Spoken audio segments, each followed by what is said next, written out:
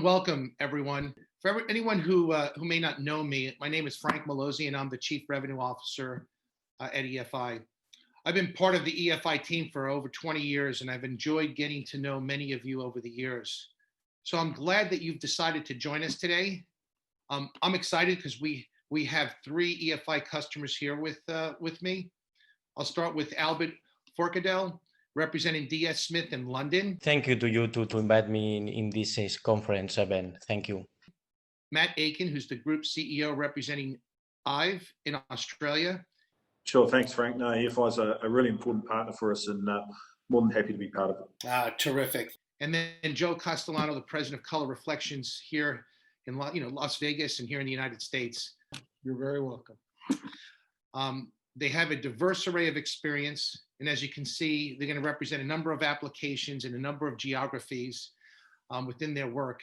And so I hope you enjoy learning from all they have to share with us.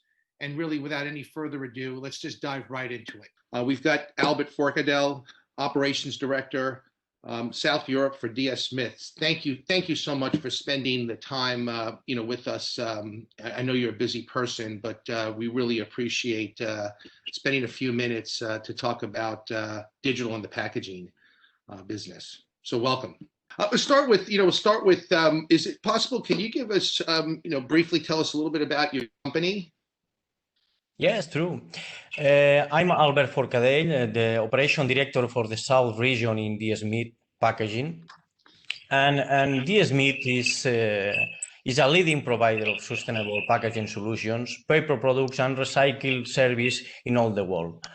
Over the last 80 years, our organization was growing dramatically, as I have our service and areas of expertise. Today, we operate in more than 30 different countries, probably employing over 30 people. It's that to the skills and knowledge of our employees that we are able to provide our customers with a strategic support across the entire packaging supply cycle. As a leading provider of sustainable packaging solutions, our offering considers the entire supply cycle and supports one of the biggest brands in the world. We live our purpose of redefining packaging for a changing world. I'm excited. This is Matt Aiken. He's the Group CEO at IVE in Australia. We've been doing business together for many, many years, and really excited working with you because you've got vision and you're constantly reinventing yourself. And again, love to hear what you have to say. Yeah, sure, Frank. Thanks. So, IVE Group, this is our centenary year actually. So we're 100 years old this year, and we started in 1921 as a printer. And over those 100 years, we've diversified significantly into what is today Australia's most diversified, really holistic marketing company. We are publicly listed on the Australian Securities Exchange. We employ 1,700 staff. Our revenues are just north of $700 million. We have 30 sites around Australia, with a presence also up in Asia. And we are a very broad-based business that is broken down essentially into 4 divisions. One is creative services. So all things creative, artwork, idea generation for clients. Our data-driven communications division, so one-to-one communications for customers, whether it's physical or electronic. Our production and distribution division, which deals with all elements of the production process, whether it's commercial printing, web printing, point-of-sale production, premiums and merchandising, logistics, letterbox distribution, every single aspect of that production and distribution process that a marketing company needs to have. And then our integrated marketing division, so where our large clients are looking for dedicated teams to be on-site or near-site, looking after the end-to-end marketing supply chain requirements for those clients. And that essentially is the structure of our business, Frank, through those 4 divisions. And what we really specialise in is executing for our clients from idea through to execution, no matter what they want to achieve, and helping them connect with their customers wherever and whenever. That's fantastic. Joe, I guess what we'll do is start and really appreciate our relationship. We know each other over the years, and seen you transition quite a bit, but tell us a little bit about, your company and, for the audience. Well, Color Reflections Las Vegas started as your typical photo lab back in 1995. We did machine prints, 8x10s. We did prints from transparencies. We had in larger rooms, big and larger rooms to do the big stuff. And gradually over probably the first 2 or 3 years, we started to see the digital equipment getting better and better. And our first acquisition on the digital side was actually the Heidelberg Quickmaster DI. That was a small offset press. I believe it was 12 by 18 inch. And it was just great for us. You didn't have to, you burned plates on press. The quality was acceptable. And for short run, especially for casino work, it was perfect. And then soon after that, probably about 18 months, we bought one of the first Lambdas that was available on the market. And at the time, Paul Magazzino, our founder, bought 7 Lambdas when they first came out because he saw that. And then we got into digital printing, and then all of a sudden, board printers started popping up, and the quality was okay, but then they just got better and better. And as you know, we started with you guys. Our first board printer was the QS, right? QS. Mm-hmm. Was it 2000? The QS 2000. That's right. 3200 and the 3200. Those were 3200. Yeah, and that's what got us, basically, where we are today. That's fantastic. Joe, I know your company has really been built on the ability to pivot, and you're based in Vegas, and the center of events and so on. And as anyone might guess, much of your work was originally for the gaming industry, and you have diversified to other markets. However, what drove that diversification, and maybe some of the technologies that helped you with that? Well, our diversification really started with our sales team. We have 5 of probably the best sales reps that I've ever worked with, and each one would go out to a different market, and they would find a place for us. And then what they would do is we would purchase equipment based on that particular market, but keeping in mind that there were other markets that we still wanted to explore. But what the sales reps would do is they would develop a market, and then they would teach the other reps how to get into that market. And because it's, no matter what market you choose, it's big. So multiple people can call it at any given time. And they were good enough to train, and you have 3 or 4 sales reps doing that, pretty soon you're diversified. And that's really what got us going. Hey, so Matt, I know over the years we've both had a number of conversations about both our organizations, and I actually see us running parallel paths.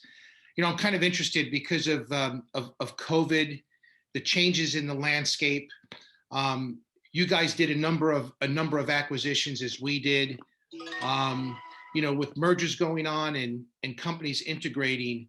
I'm really curious to really get your thoughts around some of the things that you've done to integrate those organizations, and you did it so well. Can you spend a little bit of time sharing that with us? Yeah, sure. Look, we've as you say, we've always been an acquisitive business. I mean, we really operate to 3 principles. One is that you have to drive organic growth out of your business, and you have to earn the right for investment. And investment can come through both capital injection into the business, but also through acquisition. And acquisition there is then broken down really into two camps. One is market consolidation acquisition, maybe for markets that have sector decline issues, and consolidation is a good thing. And also market diversification and growth opportunities for our group as we look to continue to diversify and continue to remain really relevant for our clients. We have done 26 acquisitions since 2013. Wow. We've slowed those up somewhat over the last 2 or 3 years, with probably only about 3 during that time, and our last one being in January 2019. But there's no doubt as we come through this COVID period, and each country in the world is dealing with that differently to others at the moment, but we think in the Australian marketplace still continue to be opportunities to look at consolidation-related acquisitions. And from our group perspective, we're always looking at how do we continue to diversify and ensure that our strategy is aligned with what our clients need. Thank you for that. And very impressed with what your company does in the market. DS Smith is one of the top leading corrugated packaging suppliers. I got a question. Why is it so important for you to embrace digital? I'd really love to get your perspective on that. Digital printing on packaging is increasingly employed, considering that packaging is one of the main tools brands have to build their identity and distinguishing themselves from the competitions, both at the point of sales and the e-commerce channels. These technologies ensure high customization, which is increasingly demanded by today's customers. Certain features and high-quality printing, color stability or precision in finishes allow us to offer our customers impressive packaging that helps reinforce their image and brings consistency to their message on the ground. In addition, digital prints allow us to reduce delivery times to our customers, adjust production to their needs, and make last-minute design changes. Moreover, it favors a quick response regarding the production of packaging, with different images of variable codes, also enabling just-in-time deliveries, prototypes, and rapid tests. Albert, that's encouraging to hear. EFI for many years has been involved with converting industries from analog to digital, and we've done that in many segments of the market. Typically in the commercial print, we did it in the office and desktop, and with screen print. And today, having the opportunity to go after the packaging market with digital technology, especially at the production and the cost efficiencies that we're bringing to market, we're extremely excited because it's such a big targeted market, and the opportunity to really go out and provide some of maybe that short run personalization is so key. So that's great that there's alignment with your goal and vision. DS Smith, again, you have the expertise internally regarding corrugated manufacturing. What were you looking for in a digital solution, and what specifically kind of drew you to the Nozomi C18000 Plus that you currently have? The most remarkable difference between single pass versus multi-pass printing lines is the production capacity. Single pass technology, by directly performing high definition printing on the cardboards, reduce the preparation materials and simplifies the processes, leading to shorter delivery time, also preventing overproduction and accumulation of unnecessary stocks for our customers. We have trusted AFI for the acquisition for our new printing machine because we consider it the ideal partner for this path, not only for its knowledge or how know in digital printing, but also for being a trusted partner. AFI's team is proactive and flexible and continues, like us, to challenge themselves every day to find new innovation solutions for this constantly changing world. Oh, that's wonderful. Thank you for that. And thank you for being, first of all, a customer and for partnering with EFI. I understand in addition to that, to the newly installed Nozomi that you have in your facility in Portugal, you also use some of our workflow and corrugated management solutions elsewhere in the world. But now you have that Nozomi C18000 Plus at your facility. How does that printer help you sort of meet the needs of your specific customers? Okay, share for alternative to offset with equivalent quality, yet a speed comparable to Flexo, has led us to adquire an EFI machine. This technology solutions marks before and after in the commercial proposal of packaging solutions in the SMIT Iberia. We have opted to install it in Lisbon, among other reasons, due to its strategic location, its privileged positions, practically in the center of the country.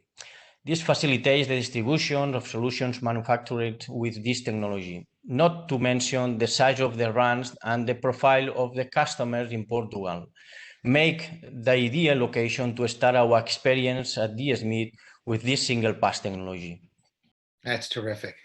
I know Color Reflections has a strong presence in the event industry, specifically there in Las Vegas, but you've also grown that to sort of a national customer base. What did you have to focus on from sort of a manufacturing and from a sales standpoint to successfully develop national accounts? And that's really near and dear to my heart. Yeah, national accounts have always been good for us. In Las Vegas, everyone thinks of gaming. And for 20 years, we had our fair share of gaming. We had two of the biggest gaming corporations that we probably did 90% of their work for. And so equipment that could pivot from regular POP, cheap, down and dirty, garage sale, the core class signs, to high-end museum work was really important. So what we did was of course we settled on EFI, but when you're talking about business out of town where you're not there, the important thing to us was to make sure that the quality of the prints was exactly the way we expected it to be. So it put a lot of pressure on our QC department and our packaging department. They would QC it. We would have crates built.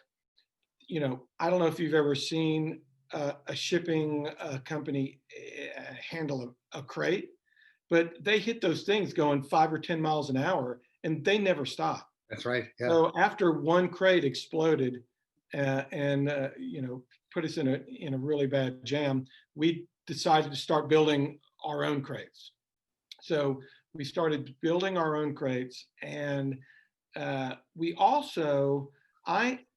almost insisted that no matter what size project we did out of town, someone from the Las Vegas office, primarily either the sales rep or myself, would go and be there when that crate was open and they were setting up that event, just to make sure that everything was right, that there wasn't anything damaged. If anything was missing, which was seldom, I could get on the phone, or the rep could get on the phone and say, "Hey, we need item 1, 2, 3, 4. We need it now," and we could ship it. We could, we'd counter to counter it, whatever we had, we had to do.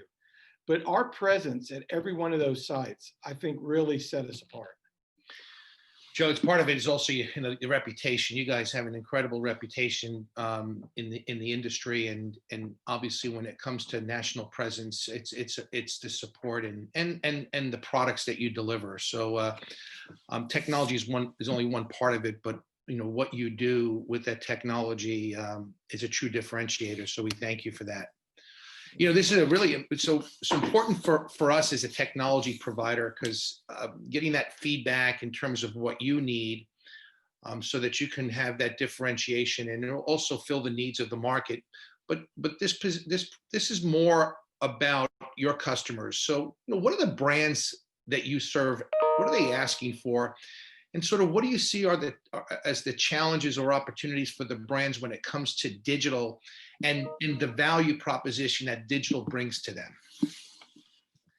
Well, I think primarily our clients, because of our reputation, our clients are looking for high quality product at a competitive price, shipped with quick delivery. We cut our teeth with quick deliveries with the gaming industry. Mm-hmm. We would get calls literally on December 30th for New Year's stuff.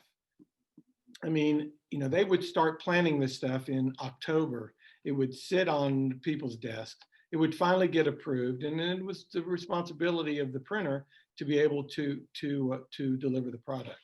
So quality and speed was very, very, very important. And that's what our customers look for. They know that if they come to us with a museum piece or with 500 garage sale signs, and it's last minute, they know that if we say we're going to get it done, it gets done. So reliable, good quality equipment. Nowadays, we can't do anything. We can't, you know, we can print, we could add lamb on the face, we could add adhesive on the back, we could mount it to a board, and it takes 10 times the amount of time it does to put a 4x8 through, you know, an LX Pro, and it's printed and done. Wow, terrific. You know, I know you and I have chatted over the years, and really appreciate the relationship and the guidance that you've given us as a you know, supplier, vendor, and partner. And you've been an EFI ViewTech customer for many years. So I want to thank you for that level of loyalty. But what do you look for from EFI beyond just, you know, maybe printers and inks to really ensure your success with your customers? Well, you know, everyone says you're looking for a partner, and everybody says, you know, oh, they're a true partner. Well, EFI went over and above in that respect. We had a project where we had it was somewhere around 50 inch by 50 inch prefabbed metal siding that went on a community center, and it was a graphic, and they wanted the building to blend in with the you know, with the area, and it was woodsy, and so, you know, they came up with this, and they asked us, you know, we need the best quality, and we need it to last a long time. We don't want to put this on the building and have to, you know, change it out every few years. So we got with EFI, and we told them our concerns, and you guys jumped to it. You put your ink guys on it. Our sales rep was heavily involved. You went, you did testing, lighting, you know, how long would it last in direct sun, and then you took, you know, the next step, and you recommended a coating that we should spray on these things once they were done. Well, we're 6 years into that project. Looks beautiful. Wow. And that's the kind of support, that's the partnership that I'm talking about. We appreciate that. You know, it's interesting. I get a chance to look at some of these solutions and technologies, and, you know, you spec it all out, and it's never really validated until you look at real live applications. And we've been doing this for so many years. You think that we've nailed all of them, Yes. and we come across these unique applications that come from all of you. And the thing I love about our organization, we're extremely nimble, and we you know, our whole approach in terms of product development and is really voice of customer and what's needed out there. So that scenario you just shared with us is exactly what we thrive, because there's so many variables in the technology that we offer. that, there is a solution and there is an approach, just maybe need to understand it. So it is so important to understand those applications, and the relationship we've built has enabled us to do that. So thank you. So Matt Aiken, Group CEO at the IVE Group, you've got a diversified portfolio and you've got a lot to offer the clients out there. We're curious. I think the audience will be curious. I'm certainly curious. What are the brands looking for today? What do you see are the biggest changes? Yeah, I think it depends on the sector they're in, Frank. So if I think about clients for us that are in the financial services sector here, it's become a lot more governance related. So they're looking for that single supplier that can deliver right from start to finish, that whole idea and execution piece. But particularly where we're dealing with customer data, that governance and that security piece is really, really important, and that risk management piece for the financial services sector. So that probably puts us in good stead where we're publicly listed. So all of our financial position is publicly available. They know that we operate good governance processes in our business, and we can service all of their requirements for them. That's quite different to what we might be seeing for retail clients, where it's about speed to market, it's about innovation, it's about ideation, it's about how we're turning shoppers into buyers when they're coming into store, how we're differentiating, how we're getting more product into product stands within the same existing footprints when they're sitting in retailers, and all of those sorts of things. So the business, given its diversity, has a very broad customer base, and those sectors behave quite differently, and we need to make sure that whilst we can deliver at a headline level for our customers, we also have absolute sector specialists that understand what companies in Australia and what our customers are looking for. Really interesting. Changing gears a little bit, and I want to kind of talk a little bit about processes, and I was really impressed with the approach, because you guys have invested early on, and you had some really incredible legacy systems to manage these processes when it comes to ERP and business process.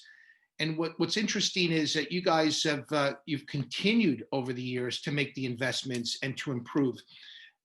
What I'm interested in, and you've done it so well, what I'm interested in is what stimulated you and your organization to make those changes? Was it something that you needed to change internally? Did the business change? Really, to kind of get that perspective from you, I think could also be interesting to the audience here. Yeah, I think, historically, Frank, and look, we've had a relationship with EFI through the Prism platform initially, and, Prism's been part of the backbone really of our business for 20 years at an MIS and ERP level. It's served us very well through that time and continues to serve parts of our business very well today. And we probably had a journey for a long time that was about, let's make the whole business fit into Prism, different Prism installs, but everything had to be about Prism. And by doing that, whilst you get some efficiencies, you clearly also don't get absolute tailorability to that particular business's requirements, because you make some compromises along the way, or you don't get the specific outcomes that business unit might need, because we want our entire business operating in one MIS or one ERP system. What we've really done is rethought that over the last 3 years as we've gone through these acquisitions, we've gone through these integrations. We've looked at new technology that's out there, including technology from EFI like Pace and Technique. And we've gone, as we reorganised our business, we've really looked at saying, actually, we now need to arm our businesses with platforms and workflow technology that enables them to be the best in the sectors they play in and the best in the markets they play in. And, what that's seen us do over the last 2 years, as you're aware, is migrate some parts of our business, and in particular our retail display business, away from Prism and onto the Pace platform. It's enabled us to take a part of our business that was running Technique, our web printing businesses, and really, again, migrate one of the other web printing sites out of Prism and into Technique, and completely relaunch Technique across our web printing division. So we have 3 web printing plants in Australia, all operating off the same Technique platform, common scheduling, common inventory, common estimating, and really drive efficiencies in our business through these new platforms. Because as we all know, it's hard to get increases in prices through in the markets that we operate in. So we're constantly looking for investments that help us drive our business to be even more efficient in the way that we operate and we serve our clients. That's fantastic. This is when I had So DS Smith on the list of the opportunity to speak with you. I got very, very excited because I'm intrigued by the changes that are going on in the marketplace. You know, with COVID-19 hitting and the fact that there's a lot of stimulation regarding e-commerce. You know, e-commerce has gone up exponentially, and quite frankly, the need to do more is evident down the road. What I'm curious about is, you know, what are the brands asking for today, especially with the change in e-commerce or the shift to more? And the second part is, what do you see as the challenges or opportunities for the brands when it comes to digital and its value proposition? I think it's a personal point of view, but I think the has changed. At the same time, brand locally has dropped due to the increase of new products and channels, both online and offline.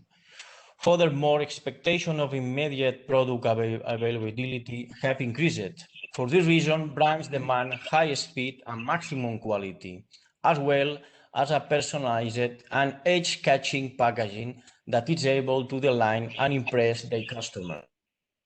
With single pass technology, we are ahead of market demands, as it is an agile and flexible technology that offers high-quality results. We can offer brands that they need 100% personalized packaging adapted to the seasonality of the demand and with image and quality and short delivery times. Joe, I guess change maybe a little bit about the market and really want to get your perspective. This question is important to me because I have it's been a really difficult, or not say difficult, but very unique year. I tell this to all of my my colleagues and even my clients. How you manage a business through a pandemic, it definitely wasn't covered in business school, and I don't have notes in my notebooks that I had, but it was one where you got to kind of pull back a little bit and take it in you know, small increments. And I have a thought, or a thought in terms of where the market's going in over, let's call it the next 12 to 18 months. But as you spoke earlier, you have a strong track record in pivoting and diversifying successfully. Something we all know takes hard work and the ability to navigate through these very challenges. When times get tough, you know, what keeps you getting up in the morning, motivated to power through these difficult days, and what are you focusing on? And let's call it the short term ahead, what's ahead of us. Yeah. Well, you know, getting up in the morning is pretty easy for me because, you know, work is my hobby. So, you know, I enjoy my hobby. The biggest problem we had was coming up with a team that was they had the ability to run, everyone had the ability to run multiple equipment. So for decades, we cross-trained every employee. So I could have an employee on a board printer one day, running the Zund the next day, printing fabric on Thursday, and then on Friday, he's on the account. Mm-hmm. So we were able to pick our top 20 and bring them back, and then just making sure that no money is spent that doesn't need to be spent, but at the same time spending money that you need to spend, like diversifying into different businesses. In April of this year, we bought equipment to get into the ADA signage business, mm-hmm. And that has, you know, that has taken off. So we're fortunate that we're cautious the way we spend our money. We're cautious with our employees and their hours, and they're all on board. I mean, they'll do anything. You need me to clean the bathrooms, I'm in. You know, it's good. So I think just having that tight-knit group that's, you know, one for all for one, is important. You know, I'm a believer. We looked at our business since April as well, and because again, these technologies are so diversified in terms of the applications they serve, we've seen a shift in trends towards different applications. So, for instance, on the COVID side, a lot of the divisional graphics and directional graphics for COVID related. You see that everywhere, and that's really stimulated a lot of activity. We have a lot of fabric based print providers out there that have sort of pivoted into masks and things of that nature that have worked quite well. The one area that's been challenging are the technologies that feed and support events and shows, the bigger graphics that we're accustomed to. I'm a believer where I'm starting to see that. And tell me if you think I'm off a little bit, especially you being in Vegas. I think once the market starts to open and there's a glimmer that it is going to open, I think folks are going to go in and go full board in pulling people back out and getting back to that, not new norm, but getting back to that norm. So I think that events will eventually come back in full force. Retailers are going to be, gangbusters. They're going to want to get that slice. And so I kind of look at I go back, and the last, I think, pandemic was 1915. And what followed in 1915 was the Roaring 20s. Right. And I'm a believer what's going to happen is with this, this pandemic that's going to be behind us. I think it's going to take a shorter time to get that recovery, but I think it's going to really start to take off. And so I'm asking my team to be prepared for that, for that demand. Am I off base on that? What's your thoughts? No, I completely agree. When it does come back, I think it's going to be like someone opened the floodgates. And we're thinking right now that we have a good chance of things picking up in our Las Vegas market sometime in fourth quarter. And then hopefully that builds and we have a good first quarter 22. And it's more important to be cautious about your financial situation, because I want to be there in 22. I want to see that floodgate. That's awesome. For years you've had your event every January, and I've never been able to attend but one time, and it's because January was so busy. Wow. So it was really depressing to go through the first half of the year, the way we look. Well, I have all the confidence in the world you'll do that with what you've done in the past in pivoting your company and diversifying. I think that'll continue for you. Now we talked a little bit about the brands, the market, the demand, and so on. What's next for IVE in terms of technologies? Where do you think would be, the next big sort of growth area? Albeit, if I was to categorize it in a print solution or an approach, what's your thoughts? Well, I think one of the things that's on our horizon, Frank, and it does sort of still relate back to EFI and the whole sign and display market is. As we've moved into point of sale printing and sign and display here in Australia over the last 6 years, we were the first in this market to bring the HS 100s in, and we now have 4 hybrid HS 100s or 125s in this market. We have a 5R in this market, and they serve us really, really well in that point of sale and display space. We have some in Sydney, some in Melbourne, so we've got duplication or replication to produce national campaigns or disaster recovery if needed. We also, though, in those plants still run litho, laminate, point of sale and display processes today.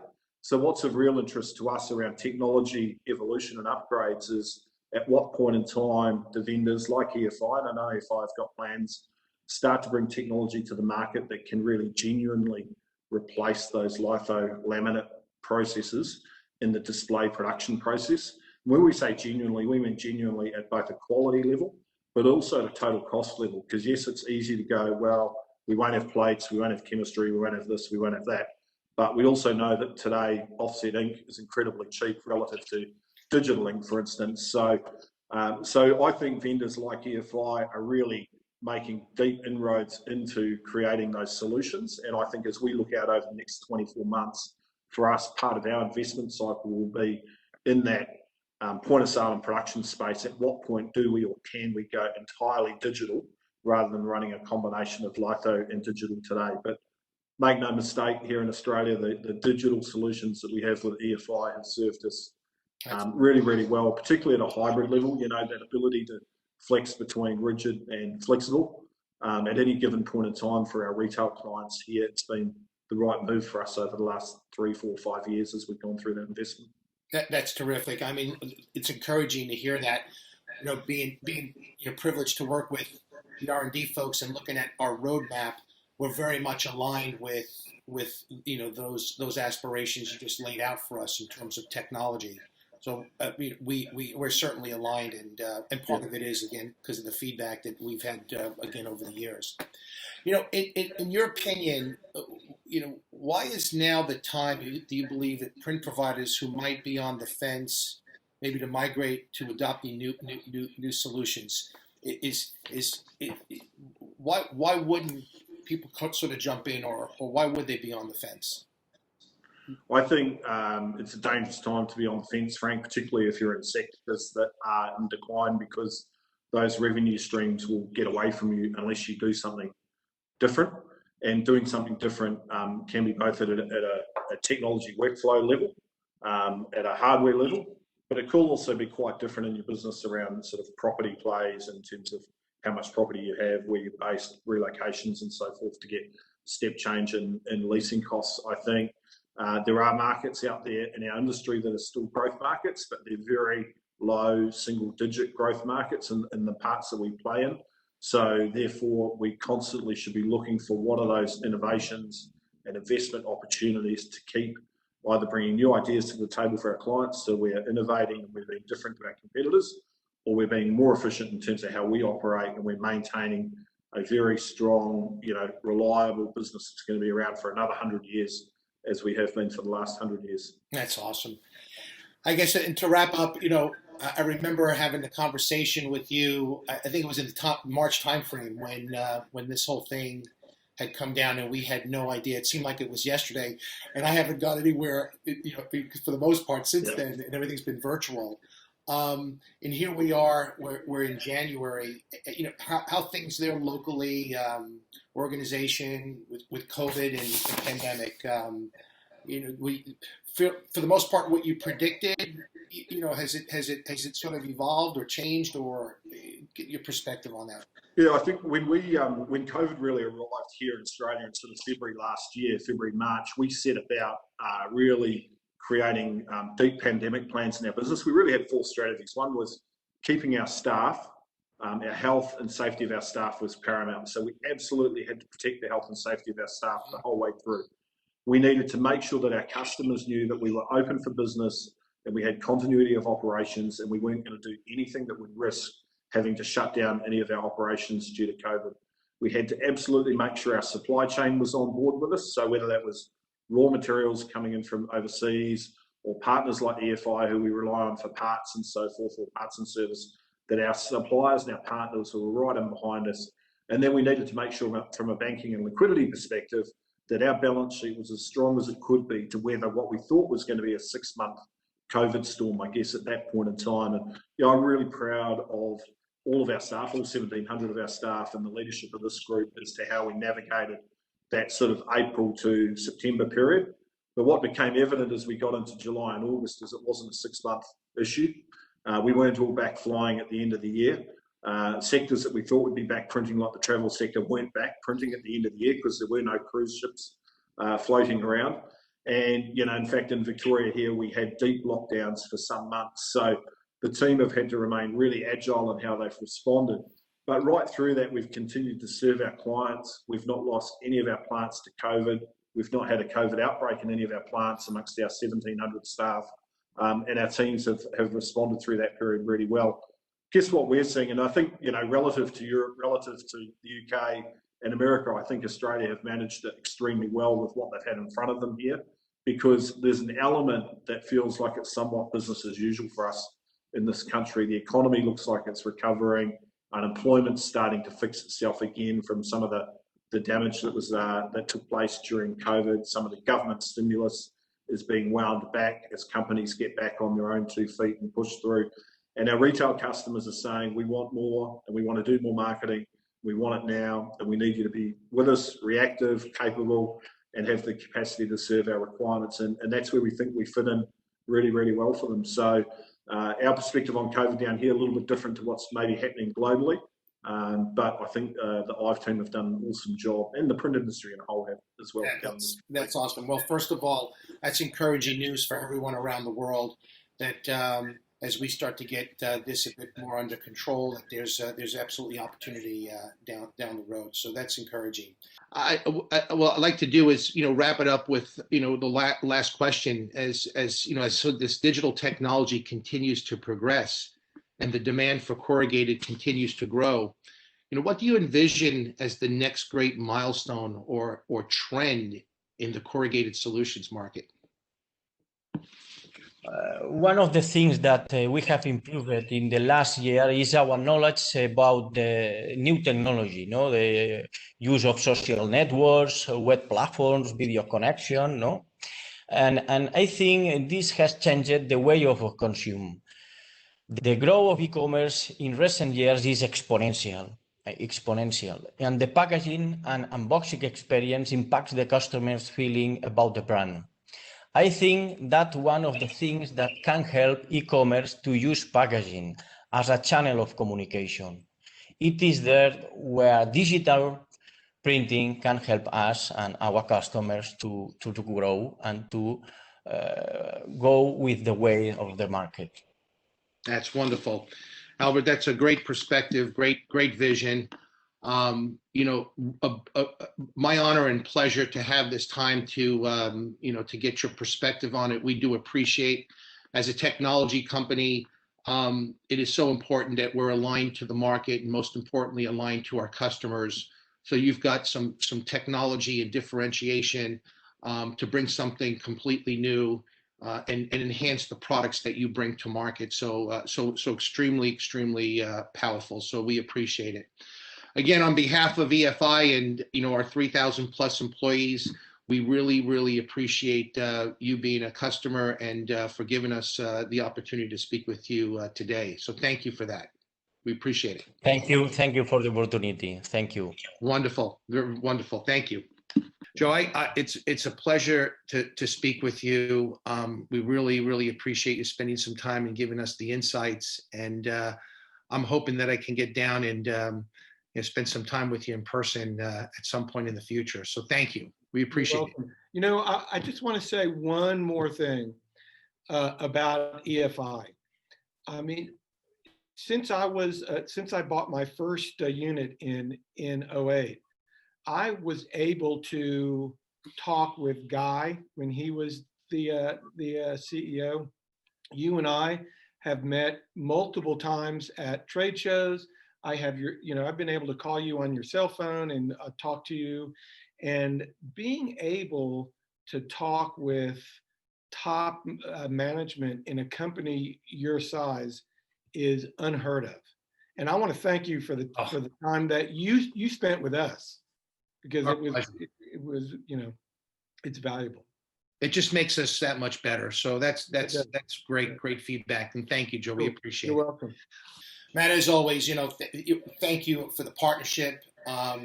Thank you for, again, the opportunity. I know you're a busy person, and to spend some time with us and share your vision. So I would love to spend, I could spend all day with you, but I know you're a busy person, and we'll certainly let you go. So thank you again for the opportunity. And on behalf of our 3,000 employees, we appreciate your business. So thanks. No, sure, Frank. Thank you. It's my pleasure to be part of it, and thanks for everything that EFI do for our business, both in the global markets and the team in the US, but also the local team here in Australia. That's fantastic. Thank you. So Albert, Joe, and Matt, thank you so much for joining us today. It's been wonderful hearing about your experiences and working through the industry trends and really how EFI played a role in your companies. You know, your vision and insight in terms of the investments and the technologies you've made have been extremely interesting, especially across the packaging industry, segments that, Matt, that you've actually talked about, that you address in your marketplace. And then really excited, Joe, on maybe the opportunities that are ahead of us in terms of where, you know, the industry is going once we get through this pandemic. So again, I can't thank you enough for the insight. So to everyone who's watching, we thank you for tuning in, and we really hope you enjoy the rest of your breakout sessions today. Thanks so much.